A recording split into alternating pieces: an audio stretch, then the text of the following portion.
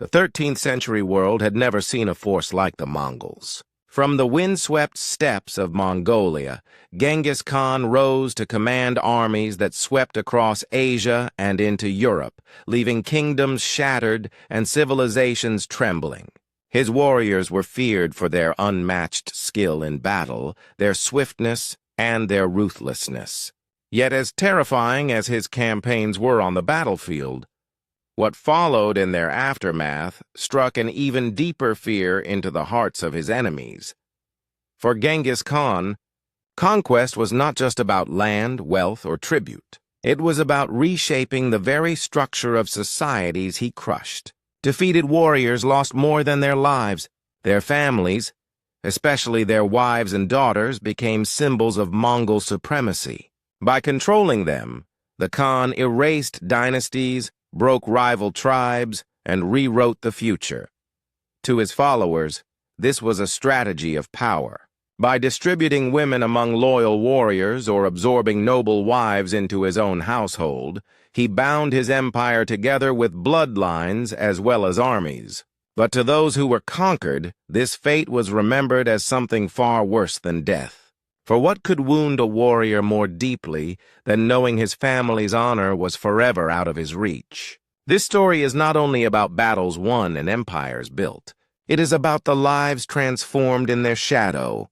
The tale of how Genghis Khan used women as instruments of control and humiliation reveals a darker side of empire building, a side that left scars across generations. And so we ask, was the greatness of the Mongol Empire built not only on steel and horses, but also on the silent suffering of those who could not fight back? The rise of Genghis Khan was not an accident of history. Behind the lightning speed of his armies and the vastness of his conquests lay a carefully constructed system, his yasa, or Great Law. Though parts of it remain mysterious and were likely adapted over time, its principles created order among the Mongols and justified the brutal discipline of empire. In this code, women, marriage, and family became instruments of control as surely as the bow and arrow. On the steppe, survival was always uncertain. Tribes fought over pasture, herds, and honor. Genghis Khan, born Temujin, knew from childhood the fragility of families. His own father was poisoned by rivals, leaving his mother and siblings vulnerable to attack. That early experience taught him that power was not only military but personal. Control over families meant control over futures.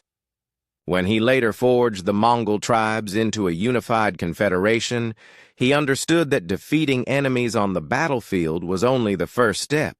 Securing their wives, daughters, and lineages ensured they could never rise again. The yasa regulated marriage with iron precision. Women of defeated tribes could be redistributed as rewards for warriors who had proven their loyalty. This both satisfied the soldiers and tied them to the empire, since their households now depended on the Khan's favor. Noble women, however, were reserved for higher purposes. They were often taken into the Khan's household or married to his sons and generals. Through such unions, entire dynasties were absorbed into the Mongol bloodline. Resistance collapsed not only because warriors were killed, but because their heirs were born under Mongol authority. One striking element of Mongol practice was that women within their own society held significant influence compared to many other medieval cultures. Mongol queens and consorts could manage households, supervise trade, and even command in the Khan's absence. Yet this relative empowerment within their own culture contrasted sharply with the fate of women taken in conquest. For them, entry into Mongol systems was not a privilege, but a severing of all ties to their past lives. This duality, the respect for women of the Khan's own people, and the use of foreign women as spoils, underscored Genghis Khan's worldview. Loyalty and usefulness were what mattered. Those who belonged to his camp, whether by birth or assimilation, could rise. Those who opposed him were broken down, their families dismantled and restructured to serve the empire. The Yasa also prohibited betrayal, rebellion, or defiance, with merciless punishments. Families of rebels were not spared. Their wives and children were absorbed, redistributed, or erased from their lineage. This, too, was deliberate. The Khan knew that fear of dishonor could be as powerful as fear of death. Warriors facing him in battle did not only weigh their own fate, but the thought of their families falling into Mongol hands. To his enemies, this policy was terrifying. Chronicles from Persia, Russia, and China all record the dread that spread before Mongol armies arrived. Cities debated surrender, not just because they feared slaughter, but because they feared the humiliation that would follow if their families were captured. Even those who tried to negotiate often offered women as tribute, hoping to soften Mongol wrath. In doing so, they revealed how powerfully the Khan's strategy of using women as symbols of domination had shaped the psychology of war. Yet, within the empire, these practices were framed as just. The Khan's followers saw his distribution of women and families as part of divine destiny, ordained by the eternal sky god, Tengri. His victories proved his favor with the heavens, and his right to reorganize the conquered world according to his law. This belief system gave moral cover to what, for the defeated, felt like unbearable humiliation. By the time of his death, Genghis Khan had built the largest continuous empire the world had ever seen. But his greatest victories lay not only in the size of his armies or the speed of his cavalry. They lay in his ability to break the spirit of his enemies by striking at the core of human identity, family. His code of conquest, shaped by the Yasa, ensured that no defeat ended on the battlefield. It extended into the private lives of the conquered, turning wives and children into living trophies of Mongol supremacy. For Genghis Khan, this was order. For those who lived under his shadow, it was a scar worse than death. Every conquest carries its spoils, and for the Mongols under Genghis Khan, the most visible trophies were not only gold, horses, or weapons, but people. Among the captives, women occupied a central role. Their fate was a deliberate part of the Khan's system of domination, one that blended reward, humiliation, and strategy. When Mongol armies swept into a city, the first priority was to secure it militarily. Once resistance was crushed, families were divided according to the Khan's orders. Ordinary men who survived were often enslaved for labor or conscripted into auxiliary forces. But women, especially the wives and daughters of fallen warriors, were treated as assets to be distributed. For the rank-and-file soldiers, women were rewards for loyalty. After months of campaigning in harsh terrain, victory brought not only survival, but tangible gains. Receiving captives tied soldiers' fortunes to Genghis Khan himself, reinforcing the bond between conqueror and follower. In this way, women became part of the system of patronage that held the vast Mongol army together. But for noble or high-born women, the system was different. These women were rarely handed to ordinary warriors. Instead, they were kept aside for the Khan, his sons, or trusted generals. Through strategic marriages or placements, Genghis Khan ensured that rival dynasties were absorbed into the Mongol bloodline. This practice served two purposes. It humiliated defeated rulers, and it created a network of alliances that stabilized the expanding empire. Once a princess or noblewoman was given in marriage to a Mongol prince, her family's claim to power was extinguished or redirected under Mongol oversight. In chronicles from Persia and Russia, the pattern appears again and again. A city fell, its defenders killed, its women divided. Survivors often describe this not only as physical loss, but as a destruction of honor. For warriors, dying in combat was expected.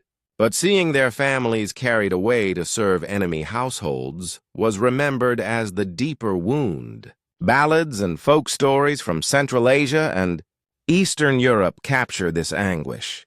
Heroes mourned less for their own deaths than for the wives who vanished. Into Mongol camps, The practice also sent a clear message to those who had not yet resisted. When word spread of families taken as spoils, villages and cities often surrendered without battle, hoping to spare themselves the humiliation. The Khan understood that fear of dishonor could break an enemy more quickly than arrows.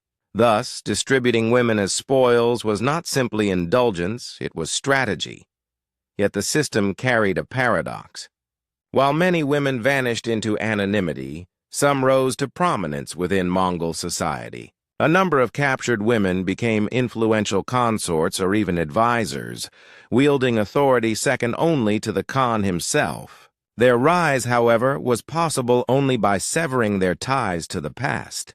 To achieve power, they had to erase their old identities, religions, and families, becoming Mongol in name and purpose. For their kin left behind, this transformation was as painful as death itself. In the end, the use of women as spoils of victory revealed the full weight of Genghis Khan's philosophy. Conquest was not complete until families were dismantled and their futures rewritten under Mongol rule. Wealth and land could be retaken, but when a lineage was broken and a wife carried away, the wound lasted for generations. At the heart of Genghis Khan's empire was not only his army, but his household. Unlike the palaces of later empires, the Mongol court was mobile, following the Khan across steppes and battlefields. Yet within this shifting world of tents and encampments lay a powerful institution, the imperial household, where women, wives, consorts, and captives played central roles. The Khan's first and most influential wife was Berta, a woman of his own tribe. She had been with him since his rise from obscurity and shared in his earliest struggles. As his empire grew, Berta retained her status as principal wife, often managing domestic affairs when the Khan was away on campaigns. She symbolized stability and legitimacy within the Mongol world. But as conquest expanded, the household grew beyond her, absorbing women from across Asia. Captured women from noble families were frequently taken into the Khan's personal circle. For the empire, this was not indulgence, it was strategy. By marrying or keeping high-born women, Genghis Khan dismantled rival dynasties and reinforced his own authority. Each captured consort was a reminder to the defeated that their bloodline no longer stood apart. It was now entangled with Mongol supremacy. The structure of the household bore resemblance to what later cultures would call a harem, though it was not confined to one palace. It was a vast, shifting network of women organized into ranks. At the top stood Berta and the senior wives, each with her own ordo, or courtly camp, complete with servants, guards, and herds. Below them were secondary wives and consorts, some chosen from Mongol families, others seized in conquest. Beneath these were attendants and servants, many of whom were also captives. For the women within this system, life was a paradox.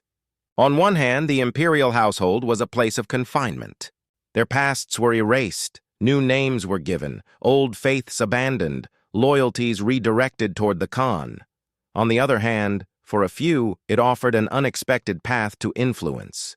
Senior wives commanded resources, managed trade, and oversaw diplomacy in the Khan's absence. Some consorts used their positions to advise him, shape alliances, or secure futures for their children. The presence of noble captives in the household carried enormous political weight. When a princess of a defeated kingdom was taken into Genghis Khan's circle, it was more than a personal humiliation. It was a public statement that her family's sovereignty was extinguished. Her children would not belong to her old dynasty, but to the Mongols. In this way, entire lines of kings and princes were absorbed, their heirs transformed into pillars of the new empire. The household also became a center of intrigue. Rival wives and their factions competed for the Khan's attention and for the advancement of their sons. The question of succession often depended not only on the strength of generals or the favor of nobles, but on which wife could secure influence within the inner circle. For the women involved, their survival and status depended on navigating a web of alliances and rivalries inside the imperial tent. Yet for the families of fallen warriors, the symbolism was devastating. To see a wife or daughter not merely enslaved but raised to prominence within the enemy's household was a humiliation beyond measure. For the Mongols, it was proof of their strength, that even the proudest dynasties could be absorbed and turned to serve the Khan. For the defeated, it was a sign that their very identity had been erased. Accounts from Persian and Chinese chroniclers reveal how shocking this system appeared to outsiders. They describe princesses of once great houses living in Mongol encampments, their names forgotten, their children carrying the legacy of the conqueror who destroyed their kin. To foreign eyes, this was not just conquest, it was transformation of lineage itself. The imperial household, then, was not simply a private space for the Khan. It was a political engine. It bound warriors through rewards, broke dynasties through marriages, and projected the Khan's supremacy across cultures. In its tents lived not only wives and captives but symbols of Mongol domination. For those within, life meant adapting or fading into obscurity. For those without, looking in, the household was the most painful proof of their defeat. It stood as a living reminder that the empire's reach was not limited to battlefields or borders. It extended into the most intimate spaces of family and identity, reshaping them under the will of Genghis Khan. For Genghis Khan, women of defeated nations were not only symbols of conquest but also tools of dynastic strategy. Through them, he could erase the independence of rival houses while weaving their bloodlines into the fabric of his empire. In this way, women became bridges between the old world and the new Mongol order. Royal marriages had long been a political instrument in Asia, but under Genghis Khan, they took on a sharper meaning. When a princess or noblewoman was taken into the Khan's household, her family's sovereignty effectively ended. Her marriage was not a union of equals, but a declaration that her dynasty now belonged to the Mongols. One of the clearest examples came in the wars against rival steppe tribes. After crushing their leaders, Genghis Khan often secured submission by taking their daughters as wives or consorts. These women brought legitimacy. If a former enemy's princess bore the Khan's children, then even the blood of that rival lineage now flowed in Mongol veins. The defeated tribe lost not only its leader but its future claims to power. Beyond the steppe, this practice extended to China, Persia, and Eastern Europe. Chroniclers note that noble families often sent daughters as tribute in hopes of sparing their lands from destruction. Some were absorbed into the Khan's circle, others married off to Mongol princes.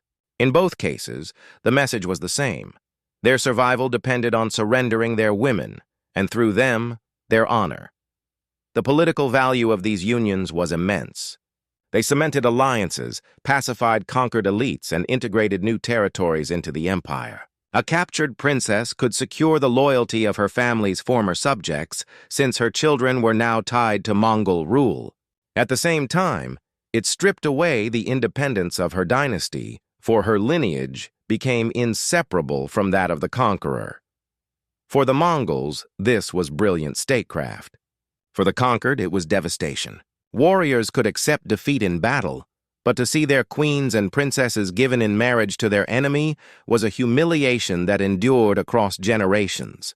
Folk traditions from Central Asia and Persia remember these women as tragic figures, symbols of lost sovereignty whose lives marked the death of their people's independence.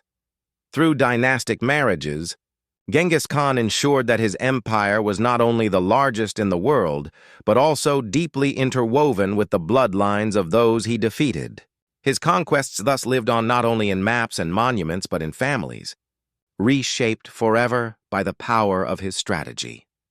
The thunder of Mongol hooves eventually faded, but the memory of what followed their conquests endured for centuries. Defeated peoples carried scars not only in ruined cities but in broken families.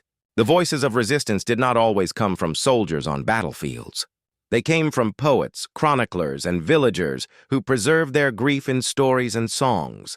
Across the Balkans and Central Asia, folk epics remembered warriors not for their victories, but for the sorrow of their families' captivity. In songs passed down through generations, heroes lamented not their own deaths, but the fate of wives and daughters taken into Mongol hands.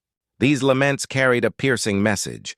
A warrior's greatest fear was not the loss of life, but the dishonor of seeing his family erased from memory.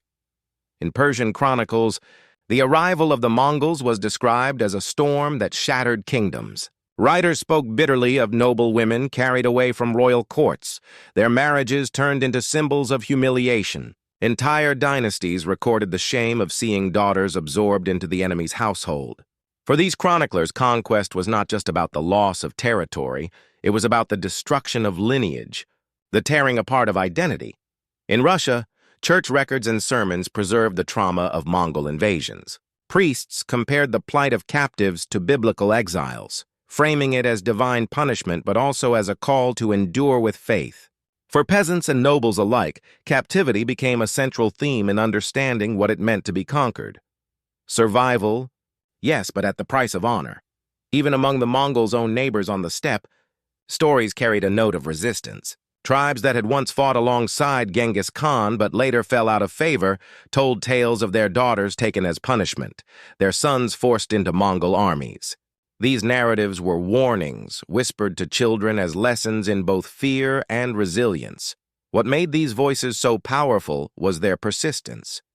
While Mongol chronicles often reduced captives to lists of spoils, the conquered remembered them as people, mothers, daughters, and wives whose loss was greater than treasure. Their memories transformed individual suffering into collective identity. Songs and laments became a way to resist cultural erasure, keeping alive the pain that empire sought to silence. Through these voices, the trauma of conquest became more than history. It became heritage, stories of humiliation and endurance passed from generation to generation. And in those memories, the empire of Genghis Khan was remembered not only for its vastness, but for the sorrow it left behind. After Genghis Khan's death in 1227, his empire continued to expand under his sons and grandsons. Yet over time, the harsh system he created, where women of defeated families were used as instruments of domination, began to evolve. The immediate shock of conquest faded as the Mongols transformed from a nomadic war machine into rulers of vast, settled lands. In the early years, marriages to captured women and the redistribution of families had been central to consolidating power. But as the empire stabilized, especially in regions like Persia and China, new patterns emerged. Mongol rulers adopted local customs, intermarried with established elites, and relied more on diplomacy than on seizing women as spoils. The terror of captivity did not disappear, but it became less systematic, replaced by political arrangements designed to maintain peace in territories already under Mongol control. The decline of the Yasa, Genghis Khan's strict law code, also contributed. Successors often bent or ignored its rules to suit local conditions, allowing conquered peoples more autonomy in family matters. In time, some Mongol women themselves became important figures in governance, showing that the rigid divisions of conquest were softening. Still, the memory of the system never faded. For conquered peoples, the early centuries of Mongol domination remained etched in cultural memory as a time when families were torn apart and honor was erased. Songs, chronicles, and legends preserved those wounds long after the practice itself had waned. Thus, while the system declined with the empire's shift toward diplomacy and assimilation, its legacy endured. The Mongols had shown how power could be built not only on armies but on the control of families. That lesson, and its scars, outlived the empire itself. Genghis Khan built the largest land empire the world has ever seen. His warriors shattered kingdoms from China to Europe, but his true power lay not only in battles won, it lay in how he reshaped lives after the fighting ended. By controlling the wives and families of the defeated, he broke dynasties, erased identities, and left wounds that lasted for generations. For the Mongols, these policies were a means of survival and expansion. They bound soldiers through reward, secured legitimacy through dynastic marriages, and spread fear that silenced enemies before battles even began. To the conquered, however, they were remembered as humiliation, worse than death, because they destroyed what warriors valued most, the protection of their families and the continuity of their lineage. Centuries later, the memory of these practices still lingers in folklore, chronicles, and cultural identity. They remind us that empire is never built only with swords or fortresses. It is also written in the hidden suffering of those who could not fight back. And so the story of Genghis Khan raises a timeless question. Can greatness be measured by conquest alone, or must it also account for the human cost? History suggests that the scars of fear often outlast the glory of victory.